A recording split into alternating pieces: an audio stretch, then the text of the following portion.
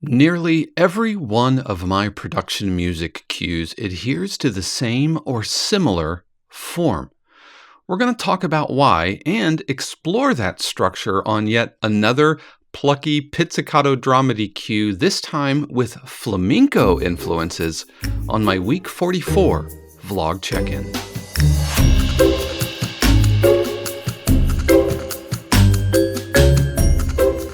What is happening, everybody? This is Dave Croft. Thank you so much for joining me for my week 44 vlog check-in. This is part of my 52 cues where I'm committing to writing at least one cue per week for the entire year and coming on the YouTube, talking about it, talking about the cue, my process, things that are going on in the industry, in my career, or just random brain dripping. So that's what we are doing here. It is week 44. Thank you so much for joining me. I appreciate you, and however you found me, I'm glad that you are here.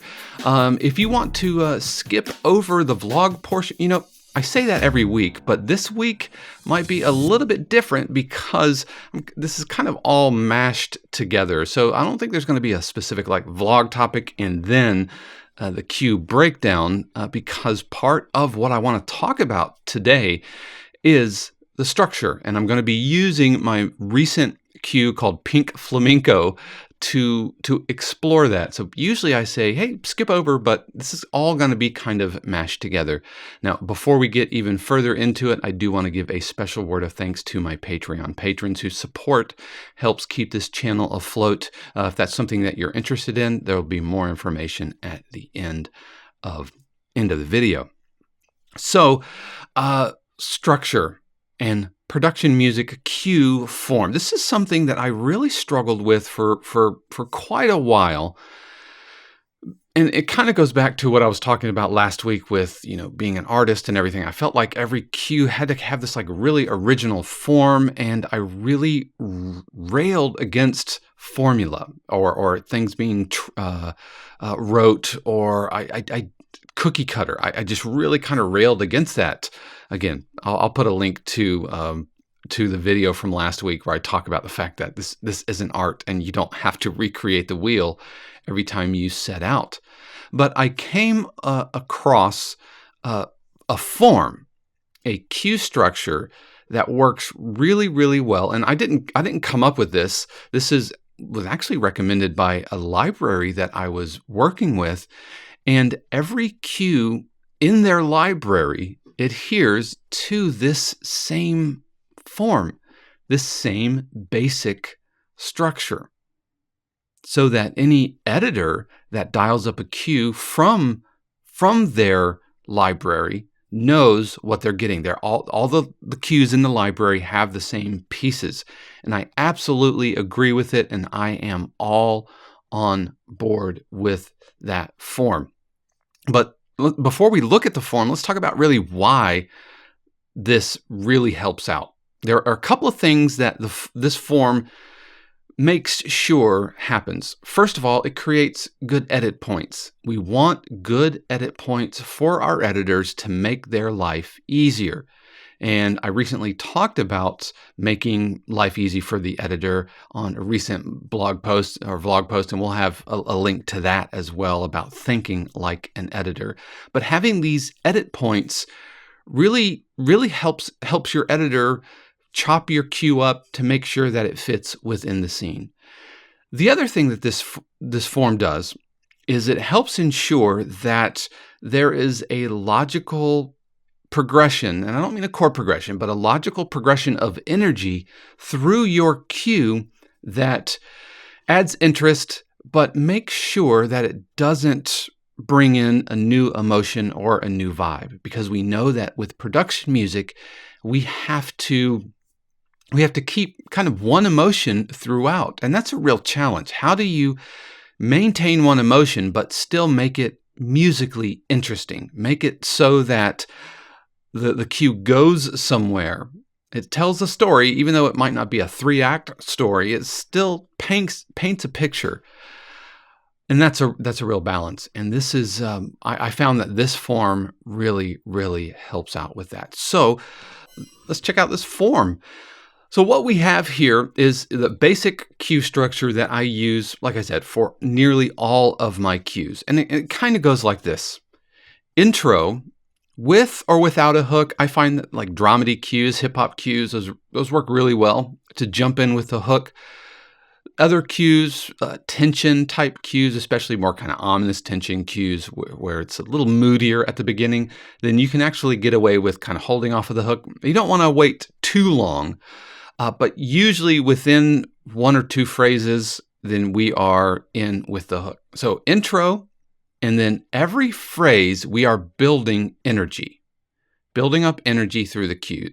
So intro, hook, build. And you're going to keep building up until around the minute mark, somewhere around the minute mark. And then we want to pull the energy back and go into a breakdown. Now, depending on how long your cue is, this cue is about 1.5 minutes, which was requested by the client. So the breakdown isn't very long, but building up until around the minute mark, and then bring the energy back, go into a breakdown, leave the melody, leave the primary hook alone, break the energy down, and then repeat. Reintroduce the hook, build it again, and then into your final button. So intro, bring in your hook, building energy up until around the minute mark, into a breakdown, reintroduce the melody, and take it home. Intro, build, breakdown, build, button. That's the basic form, and that's what's happening here. But it's important that every phrase in your building phase, every phrase, something new is happening. And we can create that something new in a couple of different ways. We can add new layers, so actually add new sounds into the cue. So we can see here, I start with one phrase. I'm in 3/4 here. So at this tempo, 8-bar phrases. Usually it's 4 bars, but if your tempo allows it, then you can get away with 8-bar phrases. But usually it's 4 bars. But so I don't think every 4 measures. I think every phrase, and my phrase is dictated by my tempo, typically. So here I start with shaker and snaps, and then the next phrase I add bass sounds in the form of pizzicato along with orchestral sub layered with it. One phrase later, I bring in the drums. Right? But you'll notice that only gets me so far. So then from the next phrase, because I really don't have a new sound I want to bring, instead I add density into the layers I already have. Now, I'm actually going to show you this, and you can kind of see this happening. Adding density, adding more volume. I don't mean dynamic volume, adding more density into the sounds that we already have. And that really takes off right in through here. And you can see where I go from this density of strings to this density of strings, and then finally one more layer of density. Now, parenthetically, the reason I had to bounce these strings into place, and it's really one of my only beefs with Symphobia.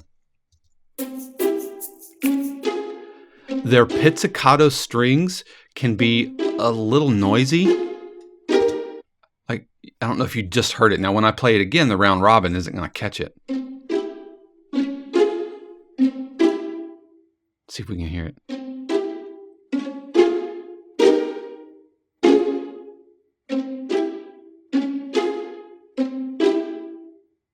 It's not going to do it. Yeah, do you hear that little click? It's like a stand noise. And some of the round robins have little noises like that. That just happens during a standard recording session. Usually it's no problem, but because these strings were so exposed at the beginning of the cue, I had to actually go in using RX and clean up that stand noise, where I kind of isolated it and then used the spectral repair tool to kind of get it out of the way. So let's listen to Pink Flamenco, and now that you kind of understand the form, watch it as it goes by here.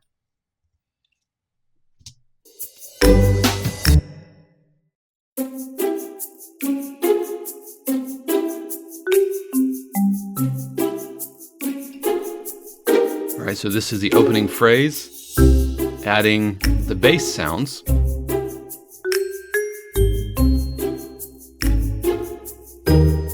And now add the groove.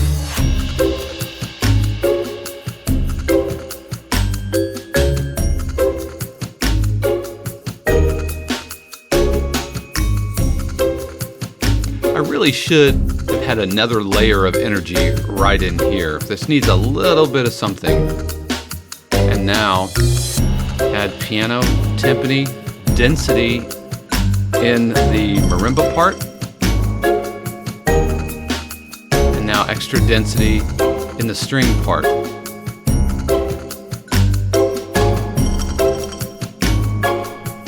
Into my breakdown. Get rid of the melody, and I slow down the harmonic rhythm, how fast the chords are changing.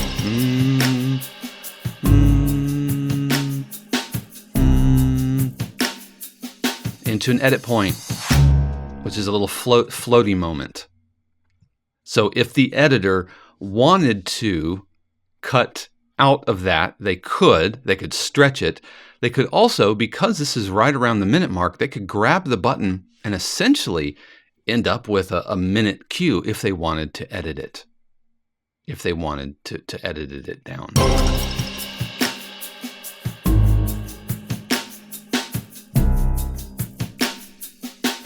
Into the float. And I'm bringing the energy back, but I don't go all the way back to the opening energy. That's a little bit too down. And it's kind of like gears of a car, right? So if I am in first gear here and I'm in sixth gear by the time I get to everything, and I kind of drop into second gear in my breakdown, I don't actually want to go back into first gear. I kind of want to push it into third gear and then skip over and go into sixth gear. It's a lot of talk of gears, but you get the idea. Floating moment, just an extra bar. So I went to a version of this layer here. Now everything all together.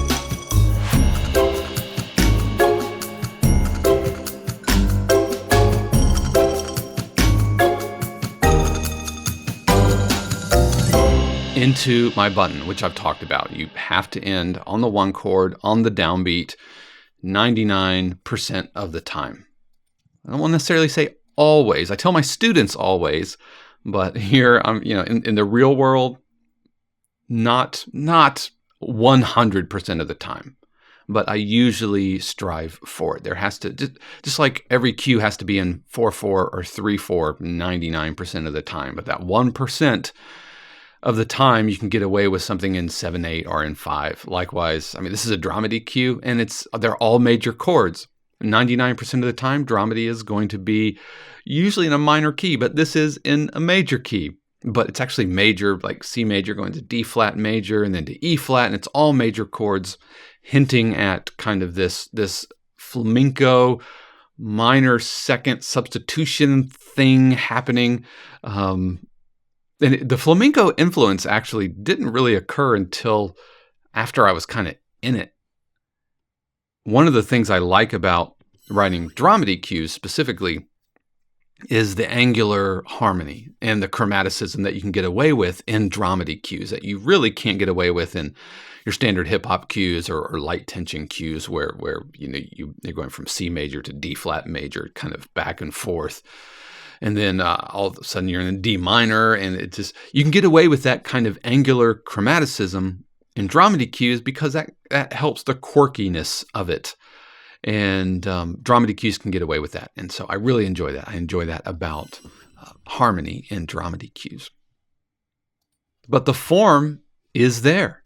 Hook, add layers, add layers, add layers here, add density of layers into my breakdown. Again, and it's not like I make sure that my tempo matches minute. It just happens to work out at the math in 3/4 at 144 beats per minute. The downbeat of bar 49 is exactly 1 minute. That math just worked out. I didn't set out for that to happen. I don't let those considerations drive my compositional choices. It was just kind of a happy accident here. Into my breakdown, where I almost always strip out the melody. If I have a secondary melody, and I can get away with a secondary melody if I'm going to spin more than one phrase in the breakdown itself, I can kind of get away with a secondary melody. But break it down, take the melody away. I want my viewer or my music supervisor to miss the melody, so when the melody comes back, then it is sounding familiar. Some sort of edit moment, some sort of removal of sound. Bring the melody back. Don't go all the way back to first gear, but bring the melody back. Skip gears into a button. Now, whenever you skip gears, then you want to make sure you have some kind of transitional device in place. And this is where like cymbal scrapes, cymbal swells, reverses, that's where these really come in handy. And anytime I go song sections, from song section to song section, so I can kind of treat this as the intro, right? It's kind of like a 2-phrase intro, but I bring in my hook early because I can't just kind of have moodiness. I really wouldn't want to get away with this for an intro or this.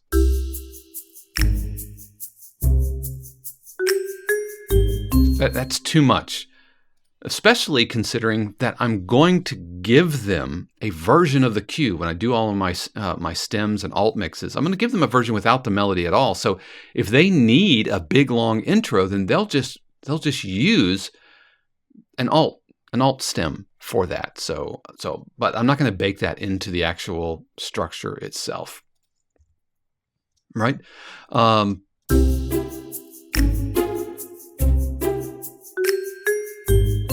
So these little transitional pieces, whenever I go from song section to song section, I try to incorporate some sort of swell. Some reverse cymbals work really well. If it's just orchestral, then I'll just use cymbal crashes, cymbal rolls. I don't get into any reverses. Because this kind of has a hip-hop flavor to it, then I can use these little transitional pieces on top of a cymbal that I just recorded. So bringing in the drums, I'm bringing energy way in. I go into the next big section where I bring in the low piano and the timpani, and I have a reverse into that.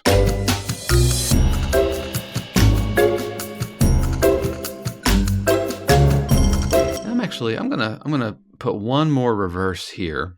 I'm just arranging here in real time, going into my breakdown. So I think I want a little bit more energy into that.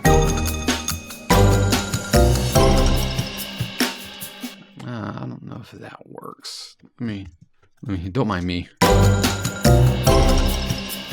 You know what? Yeah, I think I was right.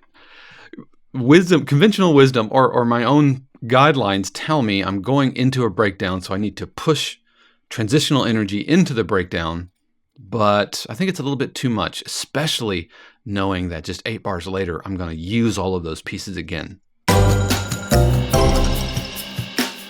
In this instance, I am having my downbeat, because I'm adding an extra measure, a floaty measure, I am pushing energy into not the downbeat of the phrase,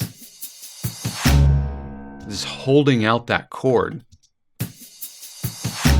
So I will put reverse energy into that floaty moment and then another transitional piece to help get us back into my A section.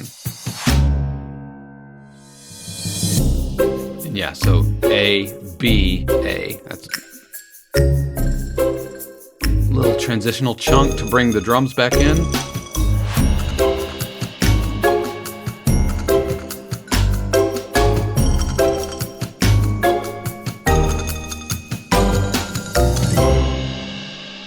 All right, so let's talk about the sounds. This is by Symphobia pizzicato strings.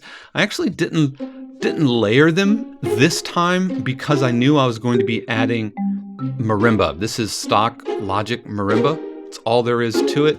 So at the beginning, the pizzicato and the marimba are doing a call and response kind of thing.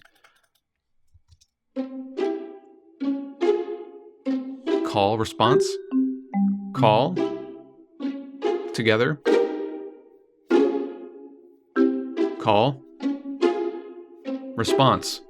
This time, bringing in the glockenspiel, because the marimba is about to line up with the pizzicato strings, and the call and response gets handed off to a glockenspiel. And this is the Sonic Couture glockenspiel that I got with the Bells library. I forget what the actual name of that library is. Let's see if I can't dig it up. It's not music boxes. Totally blanking on what the actual name of the library is. Oh, orchestral chimes. And so it comes with glockenspiel and tubular bells, crotales. So really, really happy with that.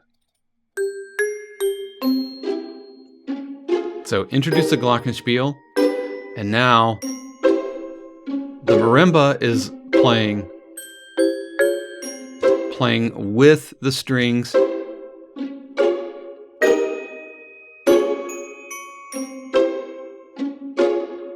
And by this time, I have introduced low pizzicato that I am, which is same Symphobia, just an octave down or a couple octaves down, with my orchestral sub, which I use all the time. This is a technique I totally ripped off of Christian Henson. He did a video on it. This is just a simple sine wave that I loaded in. Actually, I didn't even load it in. It's just a sampler in Logic with nothing loaded, and you end up with a sine wave.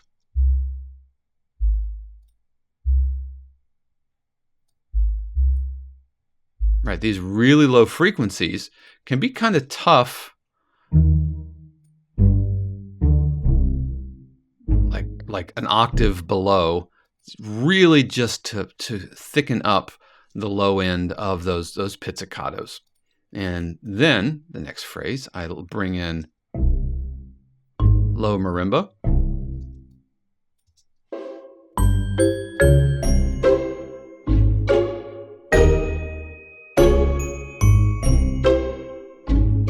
So the bass sound is kind of an extension of the original pizzicato line here.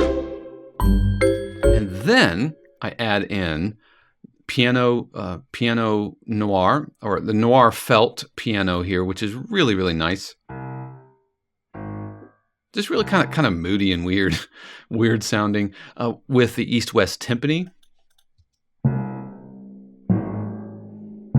And now my glockenspiel joins the call, and I hand off the response to a xylophone. And this is just stock Logic xylophone.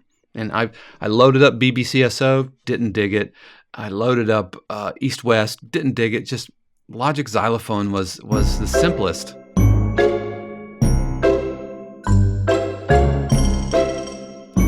And I went in and actually programmed these rolls. And you can see they're not perfect.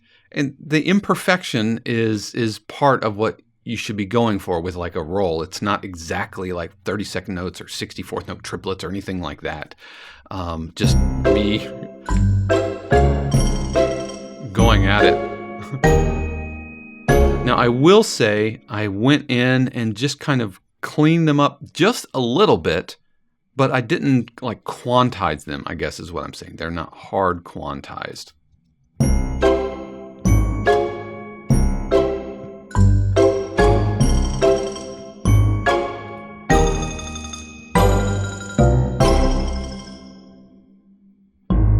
Okay.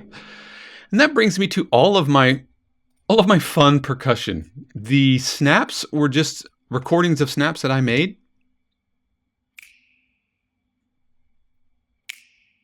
Like literally just snap my fingers in front of a microphone, a little bit of light EQ or compression with some reverb, shakers, an egg, simple egg.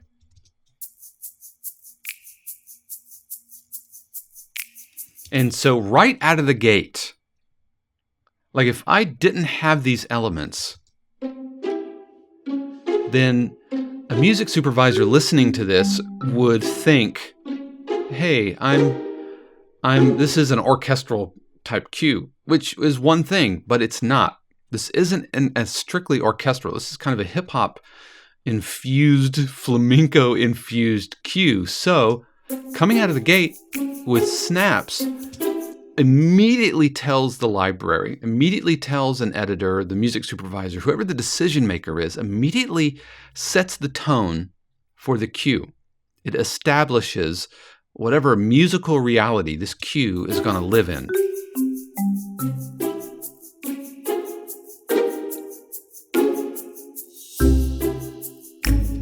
This cymbal is just me doing some cymbal scrapes with a pick. I have a thumb pick here,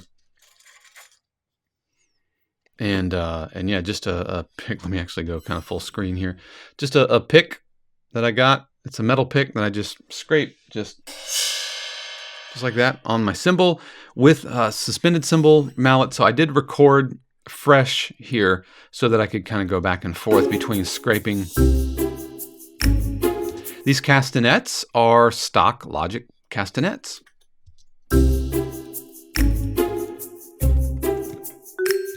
And really kind of far apart. A reverse cymbal, and then we get into my loops and my continued infatuation with all things Serato sample, and I talked about Serato sample in a recent video. We'll have a link to Serato sample. I guess it's like way over there. We'll have a link to the Serato sample video as well. Now this loop by itself isn't in 3/4.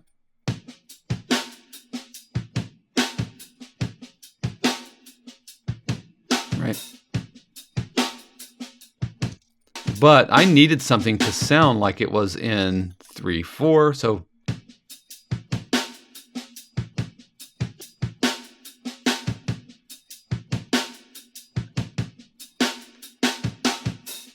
I assigned all the chops to individual keys and then performed it like an instrument.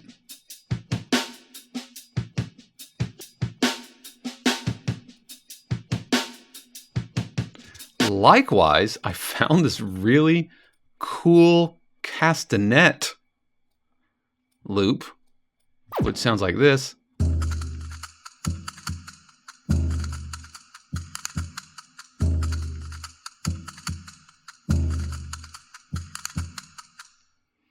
Which, when performed using Serato sample with the chops being played, ends up sounding like this.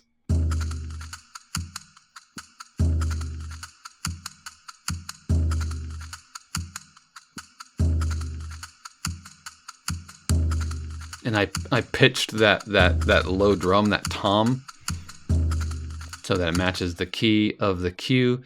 Put all of the percussion together, and you get this.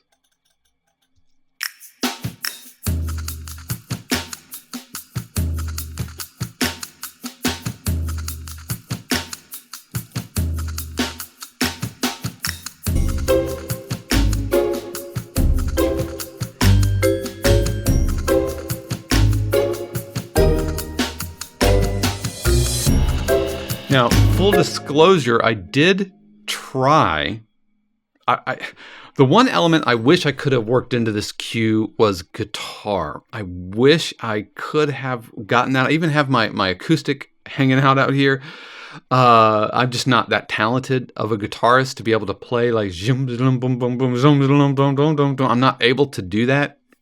I even tried it on my ukulele, tried it on my acoustic, tried it like an open G tuning or open D tuning with capos, and I tried recording each chord by itself. Tried, like I said, on my ukulele. I just couldn't work it out. Even tried to find loops and samples that I could chop up, but it just wasn't happening. It just wasn't happening. It wasn't sounding good.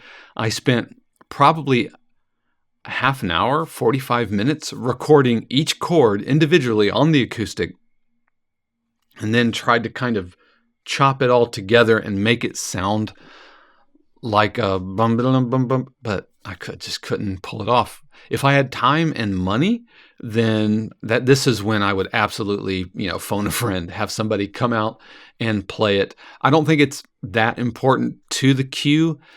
And if this was a non-hip-hop infused dramedy cue, and just like this needs to be a flamenco cue, then you have to bring like a Spanish flamenco guitarist in here to do all the rolls and the strumming and everything.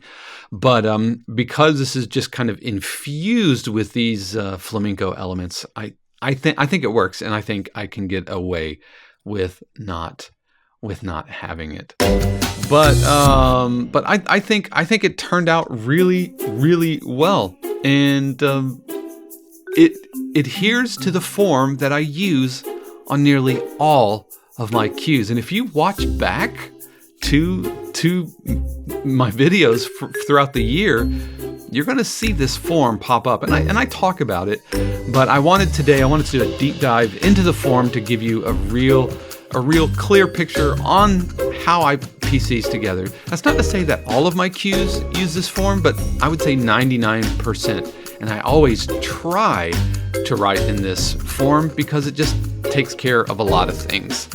So that's going to do it for me today. Hey, I want to give a special word of thanks to my Patreon patrons who make this channel possible. My patrons, to be a patron, is just $1 a month, and if that's not anything you're interested in, that's totally cool. You don't have to do it, but my patrons do get access to my weekly music production live stream. So thank you guys so much. I hope that you had a fantastic week 44, and I look forward to seeing you in week 45. Until next time, peace.